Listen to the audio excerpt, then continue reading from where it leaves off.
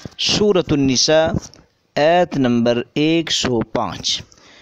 اِنَّا أَنزَلْنَا إِلَيْكَ الْكِتَابَ، تحقیق ہم نے نازل کی، الیک آپ کی طرف، الکتاب کتاب، بالحق کی حق کے ساتھ، لتحکم بین الناس تاکہ آپ فیصلہ کریں لوگوں کے درمیان، بما اراک اللہ اس چیز کے ساتھ جو سکھلایا ہے آپ کو اللہ نے، ولا تکن للخائنین خصیما اور نہ آپ خیانت کرنے والوں کی خاطر جھگڑا کریں۔ تو اللہ تعالیٰ نے اس آیت میں فرمایا ہے کہ ہم نے نازل کیا آپ کی طرف کتاب حق کے ساتھ تاکہ آپ فیصلہ حق کے مطابق کریں لوگوں کے درمیان، اس کے ساتھ فیصلہ کریں جو اللہ نے آپ کو اے نبی سکھایا ہے، لیکن خیانت کرنے والوں کی خاطر اور جھگڑا کرنے والوں کی خاطر آپ نہ ہوں، یعنی کہ نہ ہو آپ خیانت کرنے والوں کی خاطر اور جھگڑا کرنے والے جو ہیں ان کی خاطر آپ کوئی بات نہیں کر سکتے۔ اصل میں یہ آیت جو ہے نا اس کا کوئی خاص شان نزول بھی ہے، وہ یہ ہے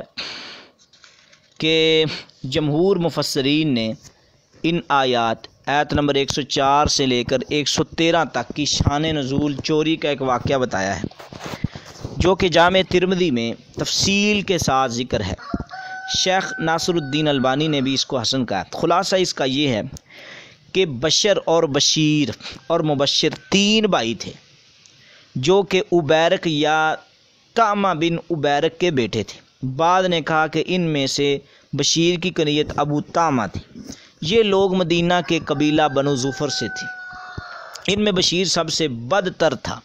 یہ شخص منافق تھا اور مسلمانوں کی ہجوبی کیا کرتا تھا، اور وہ شعر دوسروں کے نام لگا دیا کرتا تھا۔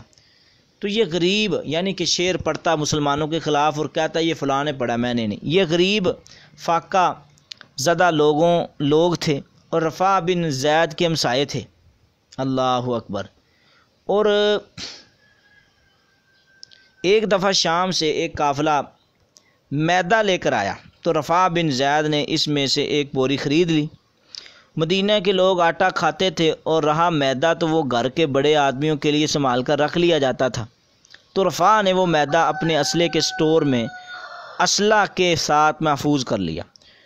تو عبیرک کے بیٹوں نے سٹور میں نقب لگا کر میدہ اور اسلحہ چرا لیا، یعنی کہ رفاع نے بیچارے نے ایک چیز رکھی ہے تو جن کے میں نے نام لیے ہیں انہوں نے عبیرک کے بیٹوں نے اس کو چرا لیا، چوری کر لی۔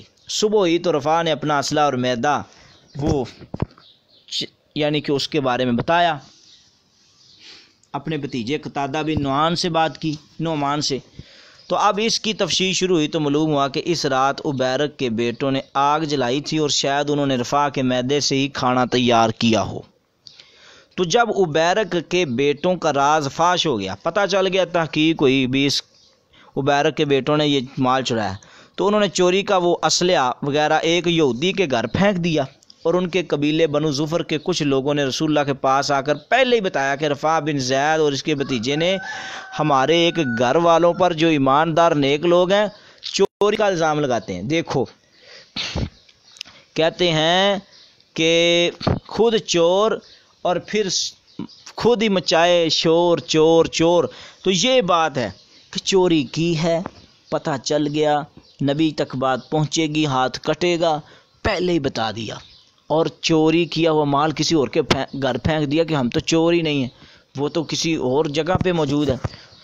تو قتادہ کہتے ہیں میں رسول اللہ کے پاس آیا اور آپ نے فرمایا کہ تم اسے بلا دلیل ایماندار نیک لوگوں پر چوری کا الزام لگاتے ہو۔ تو نبی صلی اللہ علیہ وسلم نے کیونکہ بات سنی تھی، ہے ان لوگوں نے مشہور کر دیا کہ مسروقہ سامان یہودی کے گھر سے نکلا ہے، تو اس پر یہ آیتیں اتری، جس طرح کہ یہ جامع ترمذی کی حدیث نمبر 3036 ہے۔ تو پھر یہ آیتیں اتری کہ انا بے شک ہم نے انزلنا الیک الکتاب، ہم نے نازل کیا آپ کی طرف کتاب کو، بالحق کی حق کے ساتھ،